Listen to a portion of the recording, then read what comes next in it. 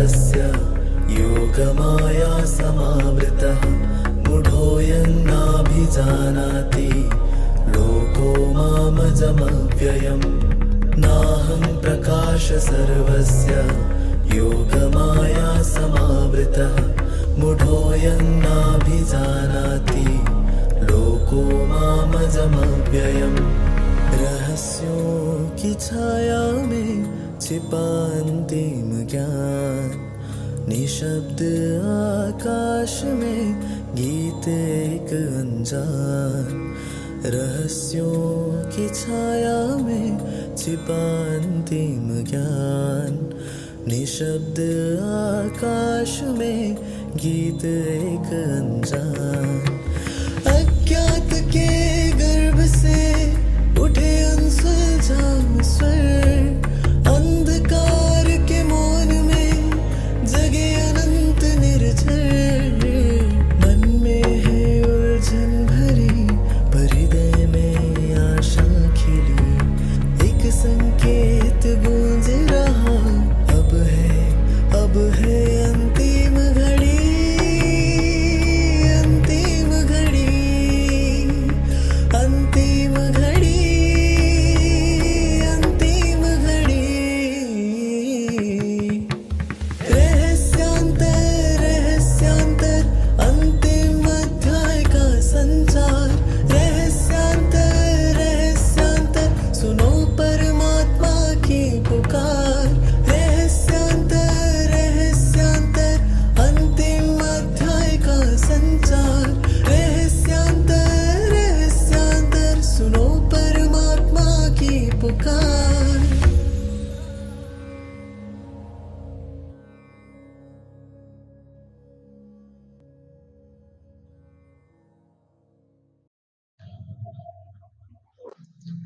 ஓம் சாந்தி. ரகசியாந்தர் தொடரின் 9வது நாள் இன்று. அவ்யக்த முரளி தேதி 20/1/1986. இது 5 கழுதைகளுடைய கதை. கழுதைகள் அனைத்தும் பொதியை சுமந்து கொண்டு நதிக்கரையோரம் சென்று நதியை கடப்பதற்காக சென்று கொண்டே இருக்கின்றது. அதில் முதலாவது கழுதை சொல்கின்றது, நான் தான் ராஜா என்று. அந்த கழுதை சொல்கின்றது, நான் தான் அனைவரிடமும் பெரியவன் அப்படின்று. இரண்டாவது கழுதை சொல்கின்றது, தன்னை ஒதுக்கப்பட்டவன் என்றும் அவமானப்படுத்தப்பட்டவன் என்றும் கூறுகின்றது. மூன்றாவது கழுதை என்ன சொல்லுது அப்படின்னா, இதெல்லாம் நிறுத்துங்க அப்படின்னு ஆக்ரோஷமா சொல்லுது, கோபமா சொல்லுது, அன்பா சொல்லல. அடுத்த கழுதை சொல்கின்றது, நான் அரசியல்வாதி, என்ன சூஸ் பண்ணுங்க, நான் என்ன செய்யணும்னு நான் சொல்றேன் அப்படின்னு சொல்லுது. அந்த கழுதை என்ன பண்ணுதுன்னா சாந்தமா சொல்லுது. ஆனா அதுக்கு ஏன் அப்படி சொல்லுது அப்படின்னா, எப்படியாவது நாம பவரை அடைஞ்சிடணும் அப்படின்றதுக்காக அந்த மாதிரி சொல்லுது. அடுத்த கழுதை என்ன சொல்லுது அப்படின்னா, இது முட்டாள்தனம் அப்படின்னு கத்துது, கதறுது. கடைசியில என்ன நடக்குதுன்னா, அந்த கழுதைகளுடைய எஜமானன் வர்றாரு. அப்ப எஜமானன் வந்தோடனே எல்லாருமே அவங்கவுங்க சரியா இருந்துக்கிறாங்க.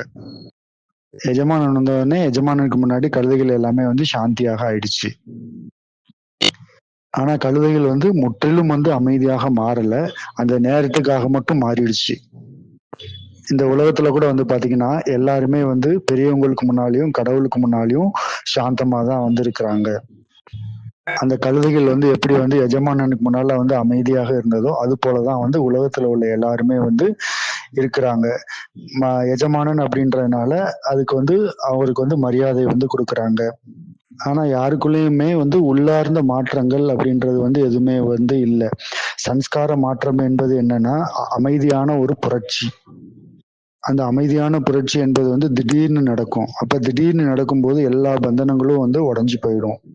நம்முடைய மனது என்ன ஆயிடும்னா பறக்க ஆரம்பிச்சிடும். மேலும் முழு உலகத்தையும் பார்க்கும்போது எப்படி தெரியுமா, புதுசா தெரியும். ஆனா இந்த மாற்றங்கள் எல்லாமே வெளியில இருக்கக்கூடிய அந்த பிரஷர் மூலமாக வர்றது கிடையாது. இன்று அவ்யக்த முரளி டேட் 20/1/1986. இன்றைய முரளியிலிருந்து முதல் காரியம் என்ன அப்படின்னா, இன்னைக்கு உலகத்துல உள்ள எல்லா ஆத்மாக்களும் மகிழ்ச்சி இழந்து கஷ்டத்துல இருந்து கொண்டே இருக்கின்றாங்க. ஆனா நீங்க எப்படி இருக்கிறீங்க? உங்களுடைய கால்கள்ல மகிழ்ச்சியினுடைய மணிகள் ஒலித்து கொண்டே இருக்கின்றது. உலகத்துல உள்ள மனிதர்கள் எல்லாமே வந்து பயத்துல இருக்காங்க, காலியாக இருக்காங்க. இது நடக்குமா நடக்காதா அப்படின்ற பயத்துல வந்து இருக்கிறாங்க. ஆனா நீங்க எப்படி இருக்கிறீங்க? நீங்க என்ன பண்ணிட்டு இருக்கீங்க? நீங்க வந்து நடனம் ஆடிக்கொண்டே இருக்கின்றீர்கள். இது ஏற்கனவே வந்து நடந்தாச்சு. இது என்னுடைய காரியம் அல்ல. இது வந்து பரமாத்மாவுடைய காரியம். அப்படி ஒரு சித்திரத்தை வந்து உருவாக்குங்க. உலகத்துல உள்ள ஆத்மாக்கள்லாம் வந்து எப்படி இருக்கிறாங்க? அவங்க வந்து கஷ்டப்பட்டுட்டு, கவலைப்பட்டுட்டு, துக்கப்பட்டுட்டு இருக்கிறாங்க. ஆனா நாமெல்லாம் யாரு? நாம ஃபரிஸ்தாக்கள். நாம பெறக்கூடியவங்க இல்ல, கொடுக்கக்கூடியவங்க. கர்ணனோட யுத்தம் வந்து அர்ஜுனனோட நடந்து கொண்டிருக்கின்றது. அன்று இரவு கர்ணனுடைய கனவில் பரசுராமர் வருகின்றார். வந்து என்ன சொல்றாரு அப்படின்னா, நீ கர்ணா, நீ வந்து கொடுப்பதுல தான் வந்து பிரசித்த புகழ் வாய்ந்தவன். அதனால வந்து நீ கொடுக்கணும். நீ வெற்றியை வந்து கொடு அப்படின்னு சொல்றார். கொடுப்பதில் தான் மகிழ்ச்சி இருக்கின்றது. எடுப்பதில் வந்து பிரச்சனை வந்து வருகின்றது. எடுப்பதுல வந்து எதிர்பார்ப்பு அடங்கி இருக்கின்றது. இப்போ எதிர்பார்ப்புகள் எங்க இருக்கின்றதோ அங்கே பங்கம் ஏற்படுகின்றது. அதனால இன்றைய முறையிலிருந்து இது வந்து முதல் காரியம் என்ன அப்படின்னா, நீங்க ஒரு சித்திரத்தை வந்து வரையணும். அந்த சித்திரத்துல இந்த உலகத்துல உள்ள எல்லா ஆத்மாக்களும் எப்படி இருக்கிறாங்க அப்படின்னா, கஷ்டத்துல இருக்கிறாங்க, துக்கத்துல இருக்கிறாங்க, குழப்பத்தினுடைய சன்ஸ்காரத்துல இருக்கிறாங்க, இப்படி விதவிதமான துக்கத்துல வந்து இருக்கிறாங்க அப்படின்ற மாதிரி இந்த சித்திரத்தை வந்து நீங்க வந்து வரைய வேண்டும். யுத்தத்தினுடைய சன்ஸ்காரம், குழப்பத்தினுடைய சன்ஸ்காரம், கடினமான முயற்சியினுடைய சன்ஸ்காரம், இதெல்லாமே வந்து இன்னைக்கு முரளியில 3 விஷயங்களாக மென்ஷன் பண்ணப்பட்டிருக்கின்றது. இது சின்ன முரளி தான். ஆனா வந்து ரொம்ப ஆழமான முரளி. நீங்க எப்படி இருக்கீங்க? நீங்க என்ன பண்ணிட்டு இருக்கீங்க? இப்போ வந்து டான்ஸ் பண்ணிட்டு இருக்கிறீங்க. இன்றைக்கு முரளியினுடைய 2வது காரியம் என்ன பண்ணணும் அப்படின்னா, கர்மா ஜிபிஎஸ் வந்து உருவாக்க வேண்டும். ஆப்பிரிக்கா காட்டுல வந்து ஒரு சுற்றுப்பயணி சுத்திட்டே இருக்கிறாரு. அவர் காடு காடா சுத்திட்டு போயிட்டே இருக்காரு. அப்போ அவர் என்ன பண்றாரு, ஒரு கடைக்கு வந்து போறாரு. அந்த கடைக்கு போய் அந்த கடைக்காரர்கிட்ட வந்து ஒரு கேம்பஸ் வந்து கேட்கிறாரு. அந்த கேம்பஸ் அப்படின்னா என்னன்னா, நீங்க எங்கேயாவது வந்து வழியை வந்து தெரியாம நிக்கிறீங்க அப்படின்னா அது வந்து டைரக்ஷன் காட்டும். ஈஸ்ட், வெஸ்ட், நார்த், சவுத் அப்படின்னு சொல்லிட்டு எங்கிட்டு போகணும் அப்படின்ற டைரக்ஷன் வந்து காட்டும். அவ காட்டுக்குள்ள நுழையும் போது இது வந்து தேவையாக இருக்குது. ஏன்னா இது வந்து தனிப்பட்ட ஒரு பயணம் அப்படின்றதுனால அதை வந்து வாங்குறாரு. கேம்பஸ் வந்து வாங்குறாரு அந்த பயணி. அப்போ அந்த கேம்பஸ் வந்து வாங்கிட்டு வந்து பாக்குறாரு. ரொம்ப ஆச்சரியமா பாக்குறாரு. ஏன்னா அந்த கேம்பஸ் பின்னாடி வந்து ஒரு கண்ணாடி வந்து இருக்கு. அப்போ அந்த பயணி வந்து என்ன பண்ணினாரு, காட்டுக்கு போயிட்டு சுத்திட்டு வந்துட்டு கேட்கிறாரு. அந்த கடைக்காரர்கிட்ட கேட்கிறாரு. என்ன கேட்கிறாரு அப்படின்னா, இந்த மிரர், இந்த கண்ணாடி வந்து எதுக்காக பின்னால இருக்கு அப்படின்னு கேட்கிறாரு. இந்த கேம்பஸ் வந்து எதுக்கு அப்படின்றது எனக்கு தெரியும். ஆனா இந்த கண்ணாடி வந்து எதுக்காக பின்னால வந்து இருக்கு? அப்போ அந்த கடைக்காரர் வந்து சொல்றாரு, இந்த கேம்பஸ் எதுக்காக அப்படின்னா, நீங்க எங்க தொலைஞ்சு போயிட்டீங்க அப்படின்றத காட்டுறதுக்காக இந்த கேம்பஸ். அந்த கண்ணாடி எதுக்காக அப்படின்னா, யார் வந்து தொலைஞ்சு போனாங்க அப்படின்றத காட்டுறதுக்கு இந்த கண்ணாடி. எங்க தொலைஞ்சு போயிட்டோம் அப்படின்றத வந்து இதன் மூலமாக தெரிஞ்சுக்கிட்டது மட்டும் போதாது.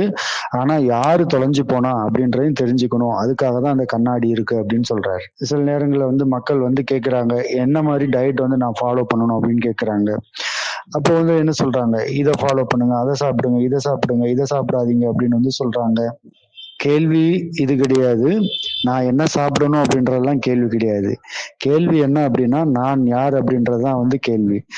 இதுக்கு இந்த கேள்விக்கு இந்த பதில் தான் வந்து டிபெண்டா இருக்கு. அப்போ இப்போ நம்மளுடைய லட்சியம் என்ன? சூதுரர்களுக்கு கூட வந்து பாத்தீங்கன்னா லட்சியம் வந்து வச்சிருக்காங்க. அவங்க சின்ன சின்ன டார்கெட்டை வந்து வச்சுட்டு அந்த லட்சியத்தை வந்து அடையிறாங்க. அதுல வந்து பாத்தீங்கன்னா வெயிட்டை வந்து லாஸ் பண்றது, ஓவர் வெயிட்டாக ஆகுறது, இந்த வியாதியிலிருந்து முக்தி ஆகணும், என்னுடைய உடம்பு வந்து டிடாக்ஸ் பண்ணணும், இந்த மாதிரி சின்ன சின்ன லட்சியம் எல்லாம் வந்து சூத்திரர்கள் கூட வந்து வச்சிருக்கிறாங்க. அப்போ உலகத்துல வந்து டாக்டர்ஸ் வந்து ரொம்ப கம்மியாலாம் கிடையாது. நிறைய பேர் இருக்கிறாங்க. அவங்ககிட்ட போங்க. அவங்க வந்து ஒவ்வொரு பாயிண்ட்ஸையும் பத்தி சொல்லுவாங்க. நாம எப்படி இருக்கணும் அப்படின்றத பத்தி சொல்லுவாங்க. ஆனா கேள்வி வந்து இது இல்லை. நான் என்ன சாப்பிடணும் அப்படின்றதெல்லாம் வந்து கேள்வி கிடையாது. கேள்வி என்ன அப்படின்னா, யாரு கேட்கிறா, நீங்க யாரு? அதனால கர்மா ஜிபிஎஸ் வந்து உருவாக்கணும். அதுல வந்து 4 டைரக்ஷன் இருக்கு, 4 திசைகள் வந்து இருக்கின்றது. முதல் திசை வந்து பவித்திரமான அல்லது உயர்ந்த சன்ஸ்காரம். 2வது நல்ல எதிர்காலம், நிச்சயமான எதிர்காலம். என்ன பாயிண்ட் வேணுமோ அந்த பாயிண்ட் வந்து முரளியிலிருந்து வந்து எடுத்துக்கோங்க. விடுபட்ட அன்பு, மோகம் இல்லாத அன்பு, இப்படிப்பட்ட ஜிபிஎஸ்ஸை வந்து நீங்க வந்து உருவாக்கி அதை நாள் முழுவதும் செக் பண்ணி பாருங்க. இந்த 4 டைரக்ஷன்ல வந்து ஏதாவது ஒரு பாயிண்ட்டை போட்டிங்கன்னா அது மேல வந்து நமக்கு வந்து ஒர்க் ஆகும். மேலும் பவித்திரமான சிந்தனை, சிரேஷ்ட சங்கல்பம், நிச்சயிக்கப்பட்ட எதிர்காலம், நிச்சயமான புத்தி.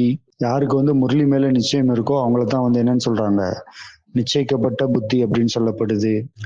இதுதான் வந்து முரளியில நாம செய்யக்கூடிய 2வது காரியம். இதுல நாம வந்து ஒரு ஜேர்னல் வந்து உருவாக்கணும். அதுல வந்து முதல் நாள்ல வந்து எப்படி வந்து ஆழமான ரகசியமான மாற்றங்கள் வந்து ஏற்பட்டிருக்குது அப்படின்றதையும் வந்து நாம வாட்ச் பண்ணி அதை ஆட் பண்ணிக்கணும். அதாவது நஷ்டோமோகா ஜேர்னல், நஷ்டோமோகா ஸ்மிருதி லப்தா. அதாவது பாபா சொல்றா இல்லையா, 18 கடைசி சாப்டர்ல வந்து வருது இல்லையா. இப்போ கடைசி சாப்டர்ல வந்து 2 விஷயங்கள் வந்து வருது. என்னன்னா, ஒண்ணு வந்து நஷ்டோமோகா, இன்னொன்னு வந்து ஸ்மிருதி ஸ்வரூபம்.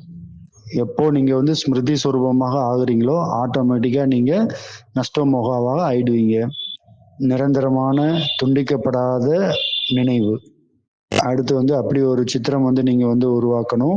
அதுல வந்து நீங்க எழுதணும், எதன் மீது இதெல்லாம் வந்து எனக்கு வந்து மோகம் இருக்கு. பதவியில இருக்கா, மனிதர்கள் மேல இருக்கா, பொருள்கள் மேல இருக்கா. அது 4 விதமாக சொல்லப்பட்டிருக்கு இந்த முரளியில. அது என்ன? இங்க வந்து சும்மா வந்து உட்காந்துடக்கூடாது. முரளியை வந்து முன்னாலேயே வந்து படிச்சுட்டு வந்து உட்காரணும். Pre study. முரளியை கேட்கறதுக்கு முன்னாடி வந்து படிக்கல அப்படின்னா என்ன ஆகும்? நல்லா இருக்கு அப்படின்னு தான் வந்து மனசு சொல்லும். என்ன நல்லா இருந்தது? அதை கேட்டா ஒன்றும் தெரியாது. எப்படி வந்து ராமாயணம் கேட்குறாங்க, ராமாயணம் கேட்டு முடிச்ச உடனே எந்திரிச்சிட்டு என்ன பண்ணுவாங்க, துணியை வந்து தட்டி விட்டு போயிட்டே இருப்பாங்க. துணியை சுத்தப்படுத்துறதோட சேர்த்து கேட்ட ராமாயணத்தை என்ன பண்ணிடுறாங்க, சுத்தப்படுத்திட்டு போயிடுவாங்க. பரமாத்மாவுடைய மகா வாக்கியம் பரமாத்மாவுடைய வைப்ரேஷன்ஸை கொண்டு வருது, எடுத்துட்டு வருது. பரமாத்மாவுடைய மகா வாக்கியத்துல பரமாத்மாவுடைய வைப்ரேஷன்ஸ் வந்து அடங்கியிருக்கு. முரளி வந்து ஒரு புனிதமான ஆசிரமம். ஒவ்வொரு வார்த்தையுமே வந்து ஒவ்வொரு ரிஷியை போல. மகாராஷ்டிரால தியானேஸ்வர் அப்படின்ற ஒரு சாது, அவர் என்ன சொல்றாருன்னா, இந்த உலகமே வந்து ஒரு கல்பத்தரு அப்படின்னு சொல்றாரு. அப்ப இந்த உலகமே வந்து ஒரு கல்பத்தரு அப்படின்னா எல்லாருடைய மன ஆசைகளும் வந்து பூர்த்தி ஆகணும் இல்லையா. மேலும் சிந்தாமணின்னு ஒருத்தர் வாழ்ந்தாரு. அவர் என்ன பண்றாரு அப்படின்னா, எல்லாருடைய மன ஆசைகளையும் பூர்த்தி செய்யக்கூடியவர் அப்படின்னு சொல்றாங்க. அப்போ எல்லாருடைய மன ஆசைகளையும் பூர்த்தி செஞ்சிருக்கணும் இல்லையா. இப்போ இந்த மாதிரி சாது சந்தருடைய ஒவ்வொரு வார்த்தைகளுமே வந்து என்னன்னு நினைக்கிறாங்க, ஒரு அமிர்தம் அப்படின்னு நினைக்கிறாங்க. அப்போ முரளின்றது வந்து சரோவர், அமிர்தத்தினுடைய சரோவர். அப்போ இந்த முரளியில வந்து அவ்வளோ ஆழமான ஞானம் வந்து அடங்கியிருக்கு. அதுல நீங்க கீழே எழுதணும், நான் வந்து விடுபட்டவன், நான் ஃப்ரீயா இருக்கேன், நான் லைட்டா இருக்கேன் அப்படின்னு எழுதணும். நஷ்டோமோகா ஸ்மிருதி லப்தா, மோகமற்ற அவஸ்தா, முக்தியினுடைய அவஸ்தா. அப்போ இதுதான் வந்து 3வது ஹோம்ஒர்க், சோல் ஒர்க். ஆத்மாவுக்கான ஹோம்ஒர்க். ஒரு சித்திரம், ஒரு சித்திரத்தை வந்து வரையணும். அதுல வந்து சின்ன சின்ன பந்தனங்கள் அதெல்லாம் வந்து இருக்கு. அப்ப எதுல வந்து நம்மளுடைய புத்தி போய் மாட்டிட்டு இருக்கு அதை எழுதணும். எங்கெங்கெல்லாம் நம்மளுடைய புத்தி வந்து மாட்டிட்டு இருக்கு. சில நேரம் வந்து பாராட்டுதல்ல மாட்டியிருக்கும், சில நேரம் வந்து கமெண்ட் பண்றதுல போய் மாட்டியிருக்கும், சில நேரம் பிடிச்ச விஷயத்துல மாட்டியிருக்கும். இந்த முரளியில கூட வந்து நாம கேட்டோம், இப்போ 4 விதமான அட்டாச்மெண்ட், 4 விதமான பற்றுதல்கள் வந்து இருக்கு அப்படின்னு கேட்டோம். அதெல்லாம் என்னென்ன? சுயத்தின் மீது பற்றுதல், பரிவாரத்தின் மீது பற்றுதல், சேவையின் மீது பற்றுதல் மற்றும் எல்லைக்குட்பட்ட விஷயங்களின் மீது பற்றுதல். எல்லாமே வந்து எல்லைக்குட்பட்ட அடைதல். இப்போ பேசுறதுக்கு பாசன் பண்ண சொற்பொழிவு ஆற்றுறதுக்கு வந்து கொடுத்தாங்க அப்படின்னா ரொம்ப வந்து பாராட்டுறோம், ரொம்ப சந்தோஷமாக ஆகுறோம். சொற்பொழிவு செய்வதனுடைய லட்சியமே என்ன அப்படின்னா, பாபாவை வெளிப்படுத்துறது தான் வந்து சொற்பொழிவு செய்வதனுடைய லட்சியம். நம்மளுடைய பெர்ஃபார்மன்ஸை காட்டுறது கிடையாது. பெர்ஃபார்மன்ஸ் யார் பண்ணுவான்? ஆக்டர்ஸ், நடிகர்கள் தான் வந்து பெர்ஃபார்மன்ஸ் பண்ணுவாங்க. டான்ஸ் பண்றாங்க, பிறகு கேட்குறாங்க நல்லா இருந்ததா அப்படின்னு கேட்குறாங்க. பாட்டு பாடுறாங்க, பிறகு கேட்குறாங்க எப்படி இருந்தது அப்படின்னு கேட்குறாங்க. பாட்டு எழுதுறாங்க, பிறகு கேட்குறாங்க எப்படி இருந்தது அப்படின்னு சொல்லிட்டு. ரங்கோலி வரைகிறாங்க, பிறகு கேட்குறாங்க எப்படி இருந்துச்சு அப்படின்ட்டு. கிளாஸ்னுடைய லட்சியமே என்னன்னா பவித்திரதா, புகழுக்காக கிடையாது. ஏனென்றால் இந்த யஜ்யமே வந்து என்னவா, ஒரு ஃபேக்டரி. இதுல இருக்கக்கூடிய ஒவ்வொருவருமே வந்து என்னவா பேச்சாளர்கள் தான்.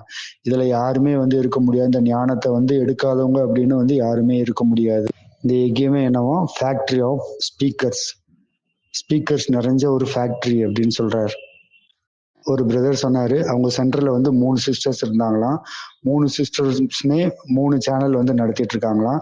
ஒவ்வொருத்தவங்களும் ஒவ்வொரு முரளி வந்து எடுக்கிறாங்க. இப்போ ஒருத்தவங்களுக்கு எத்தனை முரளி கேட்கறாங்க, 2வது அவங்களுக்கு எத்தனை முரளி கேட்கறாங்க, 3வது அவங்களுக்கு எத்தனை முரளி கேட்கறாங்க, 5000, 2000, 3000 இந்த மாதிரி சப்ஸ்கிரிப்ஷன்ஸ் இருக்கிறாங்க. ஆனா இப்ப நீங்க சொல்லுங்க, இதுல வந்து யாரு பெரிய ராஜான்னு சொல்லுங்க. அப்போ ஒரு சித்திரத்தை வந்து வரைங்க. அதுல வந்து நீங்க எழுதுங்க, நான் வந்து விடுபட்டவன், நான் ஃப்ரீயா இருக்கேன், நான் லைட்டா இருக்கேன் அப்படின்னு எழுதுங்க. நஷ்டமோக ஸ்திதி எப்பவுமே வந்து லைட்டா வச்சுக்கும். மோகம் இருக்குது அப்படின்னா ரொம்ப வெயிட்டா இருப்போம். அப்போ வெயிட்டாக ஆக்குறது வந்து எது வந்து நம்மளை வந்து வெயிட் ஆக்குது? அதாவது என்னுடையது, நான், என்னுடைய சொத்து, இந்த மாதிரி விஷயங்கள் தான் வந்து நம்மளை வந்து வெயிட்டாக ஆக்குது. எப்போ வந்து எதிர்பார்ப்புகள் இருக்குதோ அப்போ வந்து ரொம்ப வந்து வலி என்பது வந்து ஏற்படுகின்றது. இப்போ இதுதான் வந்து 3வது காரியம். 4வது வந்து ஒரு பாக்ஸ் வந்து உருவாக்குங்க. அது என்ன பாக்ஸா இருந்தாலும் சரி, ஸ்டீல் பாக்ஸா இருக்கட்டும், பிளாஸ்டிக், பேப்பர், எதுவாக இருக்கட்டும், அதுல வந்து அன்லாக் த கோல்டன் சான்ஸ் அப்படின்னு எழுதுங்க. அதை இப்போவே வந்து ஓபன் பண்ணுங்க, அப்புறம்லாம் கிடையாது. அதுல வந்து அந்த பாக்ஸ்ல வந்து நீங்க என்ன எழுதணும் அப்படின்னா, ஒரு சின்ன பேப்பர்ல இது வரைக்கும் 3 விஷயங்கள் வந்து எதெல்லாம் வந்து பெண்டிங்காக வச்சிருக்கீங்களோ அதை வந்து எழுதி போடுங்க. அதுல நாம நினைக்கிறோம் இதை செய்யணும் அதை செய்யணும் அப்படின்னு நினைக்கிறோம், ஆனா நம்மளால வந்து செய்ய முடியல. ஃபார் எக்ஸாம்பிள் வந்து எக்ஸசைஸ் பண்ணணும் அப்படின்னு நினைக்கிறோம், ஆனா எக்ஸசைஸ் பண்ணல. வாக்கிங் பண்ணணும்னு நினைக்கிறோம், ஆனா வாக்கிங் பண்ண முடியல. நாம இயற்கையை வந்து ரசிக்கணும் அப்படின்னு நினைக்கிறோம், ஆனா பண்றது இல்ல. சூரிய சூரிய உதயத்தை பார்க்கணும் அப்படின்னு நினைக்கிறோம், ஆனா பாக்குறது இல்ல. உதாரணத்துக்கு வந்து வெறுங்காலோட நடக்கிறது, மரத்தை வந்து கட்டி பிடிக்கிறது, இதெல்லாம் வந்து செய்யணும் அப்படின்னு நினைக்கிறோம், ஆனா செய்யறது இல்ல. தனிமையில் அமர்ந்து ஏதாவது எழுதணும் அப்படின்னு நினைக்கிறோம், ஆனா எழுதுறது இல்ல. தனிமையில உட்கார்ந்து ஏதாவது சிந்தனை பண்ணணும், ஞானத்தை சிந்தனை பண்ணணும்னு நினைக்கிறோம், ஆனா பண்றது இல்ல. கிரியேட்டிவாக எழுதுறது, சைலன்ஸ்ல வந்து அமர்ந்திருக்கிறது, தனிமையில் அமர்ந்திருக்கிறது, உள்நோக்கி முகமாகி போறது, இந்த மாதிரி ஏதாவது ஒரு 3 காரியம் எடுத்துக்கோங்க. நான் நினைக்கிறேன் ஆனா செய்ய முடியல அப்படின்னு நினைக்கிறோம் இல்லையா, அந்த காரியத்தை வந்து எடுத்துக்கோங்க. 3 காரியத்தை நாம தள்ளி போட்டுட்டே போயிட்டே இருக்கோம். அந்த காரியத்தை வந்து ஒரு சின்ன பேப்பர்ல வந்து எழுதி அந்த பாக்ஸ்ல வந்து போட்டு, அந்த பாக்ஸோட பேர் என்ன அப்படின்னா அன்லாக் த கோல்டன் சான்ஸ். அதை வந்து இப்பவே ஓபன் பண்ணுங்க. அடுத்துலாம் கிடையாது, அப்புறம்லாம் கிடையாது. அப்போ அது நினைவுபடுத்தும், இது வந்து ஏதோ ஒரு பெண்டிங் வேலை நமக்கு இருக்கு, அதை வந்து செய்யணும் அப்படின்றத நினைவுபடுத்தும். அது வந்து எதுவாக வேணாலும் இருக்கலாம், சூட்சுமமான மன ரீதியான விஷயங்களாக கூட வந்து இருக்கலாம், நேரம் ஏதாவது ஒரு பந்தனத்திலிருந்து விடுதலை ஆகிறதுக்கான விஷயங்களாக இருக்கலாம், சில நேரம் நாம ஏதாவது ஒரு டேலண்ட்டை நமக்குள்ள வந்து கொண்டு வர்றதுக்கான விஷயங்களாகவும் கூட வந்து இருக்கலாம். இது ஏதாவது வந்து பாஷையை வந்து கத்துக்கிறதுக்கான விஷயங்களாகவும் இருக்கலாம், இல்ல ஏதாவது ஒரு ஸ்கில்ஸை நாம வந்து வளர்த்துக்கணும் அப்படின்னு நினைக்கிற விஷயங்களாகவும் கூட இருக்கலாம். புதிய புதிய ஸ்கில்ஸ் ஏதாவது ஒண்ணு நாம வந்து கத்துக்கிட்டே இருக்கணும். புதுசா கத்துக்கிறதுனால என்ன ஆகுது அப்படின்னா, நம்மளுடைய பிரெயின் வந்து ஆக்டிவாக ஆகுது. இல்லைன்னா என்ன ஆகுமா, பிரெயின் வந்து ரொம்ப டல்லாக ஆயிடும். ஒரு ஃபாரின் சிஸ்டர் ஒருத்தவங்க வந்தாங்களாம். அவங்களுடைய வயசு என்னன்னா 94 வயசு. அவங்க வந்து எப்போதுமே வந்து இந்த ஸ்விம்மிங் ஒரு நாளைக்கு 2 நேரம் பண்ணுவாங்களாம், காலையிலயும் சாயங்காலமும். நம்மளுடைய சிஸ்டர் தான் ஃபாரின்ல இருந்து வந்திருக்காங்க. அவங்க ஏஜிங் அப்படி வயசான தோற்றம் அப்படின்றது வந்து ஒரு ப்ரோக்ராமிங். அப்ப இந்த ப்ரோக்ராமிங்ல நாம என்ன சொல்லிக்கிறோம் அப்படின்னா, நான் ரொம்ப வந்து வயசாக ஆயிட்டேன், என்னால வந்து இதெல்லாம் செய்ய முடியாது அப்படின்னு சொல்லிடுறோம். அப்ப இந்த மாதிரி வந்து நாம ப்ரோக்ராம் பண்ணிடுறோம், நான் ரிட்டையர்டாக ஆயிட்டேன் அப்படின்னு ப்ரோக்ராம் பண்ணிடுறோம். அதாவது எல்லைக்கு அப்பாற்பட்ட இளமை தன்மை அப்படின்றது வந்து எதுல அடங்கியிருக்கு அப்படின்னா, நம்மளுடைய மனதுல தான் வந்து அடங்கியிருக்கு. எப்பவாவது ஆத்மா வந்து வயசாயிடுச்சு அப்படின்னு சொல்றோமா? அது வந்து இப்போ ஒரு ப்ரோக்ராமிங் தானா? நிறைய பேருக்கு வந்து இந்த மாதிரி வார்த்தைகள் வந்து வாயிலிருந்து உடனடியாக வந்துருது. என்ன சொல்லிடுறாங்க அப்படின்னா, நான் ரொம்ப வந்து வயசாயிடுச்சு எனக்கு அப்படின்னு சொல்றாங்க. இவ்வளவு வயசாயிடுச்சு எனக்கு அப்படின்னு சொல்றாங்க. இதெல்லாமே என்னவா ஒரு ப்ரோக்ராமிங் தான். இந்த ப்ரோக்ராமிங் எல்லாம் என்ன பண்ணுது, நம்மளை வந்து டயர்டாக ஆக்கிடுது. இன்னைக்கு வந்து நீங்க ரொம்ப டயர்டா வந்து சர்வ் பண்ணிட்டீங்க அப்படின்னு சொல்லுது. ஆனா ஆத்மா வந்து டயர்ட் ஆகுதா? அப்போ இந்த மாதிரி வந்து நாம சம்ஸ்காரத்தை வந்து உருவாக்கி வச்சிருக்கோம். அப்போ இன்னைக்கு வந்து என்ன செய்யணும் அப்படின்னா, இந்த 4 காரியங்கள் வந்து இன்னைக்கு இருக்கு.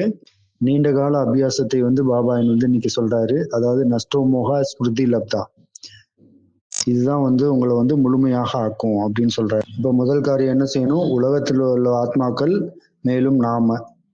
ரெண்டாவது காரியம் என்னன்னா கர்மா ஜிபிஎஸ், அதுல வந்து சின்ன பிக்சர் வந்து வரையணும், அதுல வந்து 4 டைரக்ஷன் வந்து காமிக்கணும்.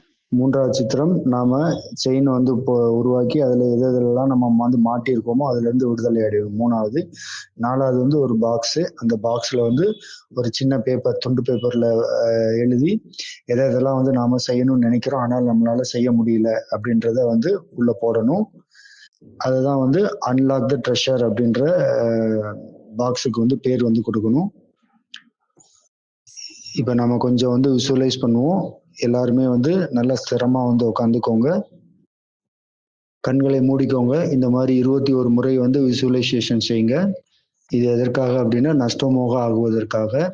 இதை பிறகு நாள் முழுவதும் உங்களுக்கு அபியாசம் பண்ணலாம், அல்லது எந்த நேரம் வேணாலும் நீங்க அபியாசம் பண்ணி பார்க்கலாம். அனைத்திலும் முதலாவதாக நாலா பக்கமும் வந்து நெருப்பு வந்து எரிந்து கொண்டே இருக்கின்றது. உங்களை சுத்தி நெருப்பு எரிந்து கொண்டே இருக்கின்றது. யார் அங்க இருக்கா? எனக்கு எதிரில் வந்து ஒரு சுடுகாடு இருக்கு, அதுல வந்து நிறைய வந்து இந்த மாதிரி எரிந்து கொண்டே இருக்கின்றது. அதுல யாருடைய அம்மா, யாருடைய அப்பா, யாருடைய குழந்தைகள், யாருடைய மனைவி, யாருடைய கணவன், யாருடைய ஃப்ரெண்டோ, இப்படி அனைவருமே வந்து எரிந்து கொண்டே இருக்கின்றார்கள் எனக்கு முன்னால. அடுத்தது நாம வந்து ஒரு அழகான ஒரு பாலைவனத்திற்கு போவோம். அங்க அந்த பாலைவனத்துல ஒரு நல்ல அழகான ஒரு வீடு வந்து கட்டப்பட்டு இருக்கின்றது. அது நம்மளுடைய லௌகிக்க வீடாக இருக்கட்டும், இல்ல மதுபன் நம்முடைய ரூமாக இருக்கட்டும், இல்ல நம்மளுடைய ஆபீஸாக இருக்கட்டும். அங்க திடீரென்று ஒரு மணல் புயல் வந்து எல்லாத்தையுமே வந்து அடிச்சு எடுத்துட்டு போயிடுது, எதுவுமே வந்து காணாம போயிடுச்சு. அடுத்தது உங்களை நீங்களே வந்து ஒரு புயலுக்குள்ள இருக்கிற மாதிரி பாருங்க. அதுல வந்து பெயர், சம்பந்தங்கள், பொசிஷன், சேவையினுடைய விஷயங்கள் எல்லாமே அந்த புயல்ல ஒன்னொன்னா வந்து பறந்து கொண்டே போயிட்டே இருக்குது. அடுத்து என்னுடைய தேகமும் கூட வந்து இந்த தீயில வந்து எரிந்து சாம்பலாகி கொண்டே இருக்கின்றது. இது அழகுலாம் கிடையாது, இது வந்து மாயா. எப்படிப்பட்ட அழகு? அனைத்துமே வந்து எரிந்து கொண்டே இருக்கின்றது. கண்கள், காது, வாய், உதடு, கைகள் எல்லாமே எரிந்து கொண்டே இருக்கின்றது. தோல், முடி இவை அனைத்தும் எரிந்து சாம்பலாகி விட்டது. சாம்பலாகி அனைத்தும் மறைந்து போய்விட்டது. நாம கண்ணாடியில நம்மளை நாமளே பார்ப்போம். அப்பப்ப வந்து சின்ன குழந்தையாகவும், அப்பப்ப வந்து இளமை தோற்றத்தோடவும், அப்பப்ப வயதானவராகவும், கொஞ்சம் கொஞ்சமாக அது ஒவ்வொன்றா மறைஞ்சி ஒண்ணுமே இல்லாம போயிடுது. எப்படி பனித்துளியோ அதை போல வந்து சுத்தமா எல்லாமே வந்து மறைஞ்சு போயிடுது. ஒரு அடர்ந்த காடு, அந்த அடர்ந்த காட்டில் ஒரு மரம் இருக்கின்றது. அது வசந்த காலம், ஒவ்வொரு இலையாக உதிர்ந்து கொண்டே வருகின்றது. இப்படித்தான் வந்து உலகத்துல உள்ள எல்லார் கூடயும் நமக்கு சம்பந்தம் தொடர்பு இருக்கு அப்படின்னா அந்த இலையை போலதான் வந்து எல்லா சம்பந்தங்களும் ஒன்னொன்னா வந்து உதிர்ந்து கொண்டே இருக்கின்றது. நாம கண்களால தீபத்தை வந்து பார்க்கும்போது அது சில நேரங்கள்ல வந்து அணைந்து போறது மாதிரி எரியுது இல்லையா? நம்மளுடைய மூச்சும் கூட வந்து அப்படித்தான். எப்படி தீபம் வந்து அணைந்து போகக்கூடிய சூழல் வந்து வரும்போது எப்படி வந்து நாலா பக்கமும் சுத்தி சுத்தி எரியுதோ, அதே போலதான் நம்மளுடைய மூச்சும் கூட எப்ப வந்து நின்று போகும் அப்படின்னு சொல்லவே முடியாது. நாம இந்த உலக நாடகம் சுற்றி வந்து கொண்டு இருக்கின்றதை பார்த்து கொண்டே இருக்கின்றோம். ஆத்மா வந்து சரீரத்தை விடுது, ஆத்மா வந்து புதிய சரீரத்தை எடுக்கின்ற காலம் என்பது வந்து வேகமாக மாறிக்கொண்டே வந்து கொண்டே இருக்கின்றது. அடுத்தது நீங்க ஒரு கதவுக்கு முன்னால ஒரு கதவை உங்களுக்கு முன்னால இருக்கிற மாதிரி பாருங்க. அந்த கதவுல வந்து ஒரு லைட் வந்து இருக்கு. மேலும் ஆத்மா வந்து வெளியே வந்து அந்த லைட்டுக்குள்ள போய் கலந்துருது. எல்லாத்தையுமே விட்டு விட்டு தனியாக அதே போல கலந்துடுது. நீங்க ஆத்மாவை வந்து ஒரு பூச்சி போல பாருங்க. இந்த வஸ்திரத்தை, இந்த சரீரத்தை விட்டுட்டு அது பறக்கிற மாதிரி பாருங்க. இந்த முகம், இந்த பேர், இந்த மதிப்பு மரியாதை, இந்த சேவை, இந்த சென்டர், இந்த மதுபன், இது அனைத்தையுமே வந்து விட்டு விட்டு ஆத்மா என்ன ஆகுது? பறந்து கொண்டே இருக்கின்றது. அடுத்ததாக ஒரு மாலையை பாருங்க. அந்த மாலையினுடைய மணிகள் உடஞ்சிச்சுன்னா, அந்த மாலை வந்து உடஞ்சிச்சுன்னா அந்த மணிகள் எப்படி ஆகும்? என்ன ஆகும்? அப்படியே செதறி அங்கிட்டு அங்கிட்டு ஓடும் இல்லையா? அதே போலதான் வாழ்க்கையில மக்கள் நம்மளுடைய வாழ்க்கையில வந்து வர்றவங்க எல்லாருமே அதே போலதான். வருவாங்க, போவாங்க. ஒவ்வொரு சம்பந்தத்திலயும் வந்து வருவாங்க, போயிடுவாங்க. இதுல ஆரம்பமும் கிடையாது, முடிவும் கிடையாது. முடிவினுடைய பாயிண்ட்டும் கிடையாது. ராத்திரியில பாருங்க நிலவு வந்து தனியா தானே இருக்கு இல்லையா? தனியா இருக்கும்போது அது எவ்வளவு வந்து அந்த சீத்தளத்தன்மை வந்து குடுக்குது வானத்துல. அடுத்தது வந்து பாருங்க ஒரு பாலம் வந்து இந்த பக்கத்தையும் அந்த பக்கத்தையும் கனெக்ட் பண்ற மாதிரி இருக்கு. அந்த பாலத்துல வந்து நான் இந்த உலகத்தை விட்டு அந்த பக்கம் வந்து போறேன் அப்படின்றத பாருங்க. அடுத்து ஒரு புக்கு எடுத்துக்கோங்க, ஒரு நோட் புக் எடுத்துக்கோங்க. அந்த நோட் புக்ல ஒவ்வொரு பேப்பர்லயும் ஒவ்வொருத்தவங்களுடைய பேரை வந்து எழுதி வச்சுக்கோங்க. எழுதி வச்சுட்டு அதை வந்து எல்லாம் கிழிச்சு தூக்கி போட்டுருங்க. அடுத்து நான் நின்றுட்டு இருக்கேன். என்கிட்ட இருக்க ஒவ்வொரு பொருளையுமே வந்து நான் என்ன பண்றேன், தானம் கொடுத்துக்கிட்டே இருக்கிறேன். அது வந்து watch, pen, mobile, laptop, bag, purse, எது மேலெல்லாம் நான் வந்து அன்பா வந்து வாங்கி வச்சிருந்தேனோ அதை எல்லாத்தையுமே வந்து நான் தானம் கொடுத்துட்டே இருக்கிறேன். நீங்க உங்களையே வந்து உங்களை வந்து சுடுகாட்டுல வந்து ஒரு டெட் பாடியாக வைக்கப்பட்டு உங்களை வந்து எரிச்சிட்டு இருக்கிறாங்கன்றத பாருங்க. உங்களுக்கு முன்னால வந்து ஒரு பெரிய சுவர் வந்து இருக்குன்னு பாருங்க. அதுல வந்து நான் ஒவ்வொரு செங்கல்லையும் வந்து எழுதி இருக்கிறது. அது எல்லாமே வந்து கொஞ்சம் கொஞ்சமா அப்படியே கீழே விழுந்துகிட்டே இருக்கு அப்படின்றத பாருங்க. நீங்க அடுத்து ஒரு பறக்கக்கூடிய வந்து பலூன்ல வந்து பாருங்க.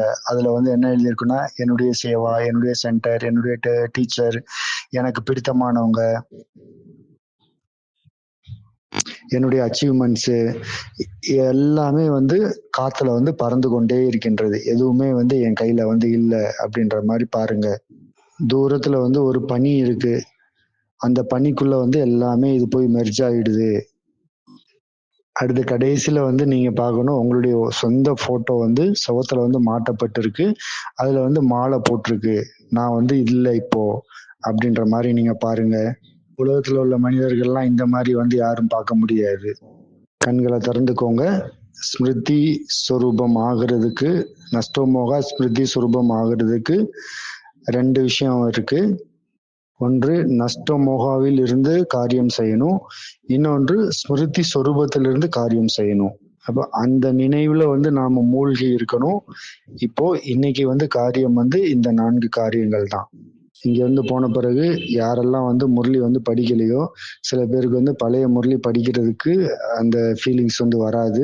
அப்ப ஆலிஸ் வந்து தன்னுடைய சகோதரியோட உட்கார்ந்துருக்கும் போது அவங்க கேட்டாங்க, இந்த புக்ல வந்து எந்த பிக்சருமே இல்லை, எந்த ஒரு கான்வர்சேஷனுமே இல்லை, இதனால என்ன பிரயோஜனம் அப்படின்னு கேட்டாங்க.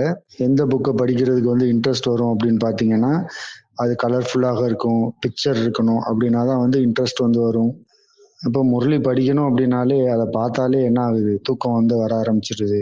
இப்போ முரளி வந்து நீங்க என்ன பண்ணணும் அப்படின்னா பாட்டா வந்து பிரிச்சுக்கணும். அப்ப சின்ன சின்ன பாகமா வந்து பிரிச்சுக்கணும், அதை டெக்கரேட் பண்ணணும், வாட்ஸ்அப்ல வந்து வச்சுக்கணும், காப்பி பேஸ்ட் பண்ணணும். அப்ப அந்த மாதிரி சின்ன சின்ன பீசஸா வந்து பிரிச்சுக்கிட்டு ஒவ்வொன்றுக்கும் விதவிதமான டாபிக் வந்து கொடுத்துக்கணும். ஒரு முரளி வந்து 12 பாகமா வந்து பிரிச்சுக்கணும், இல்லைன்னா 10 பாகமா வந்து பிரிச்சுக்கணும்.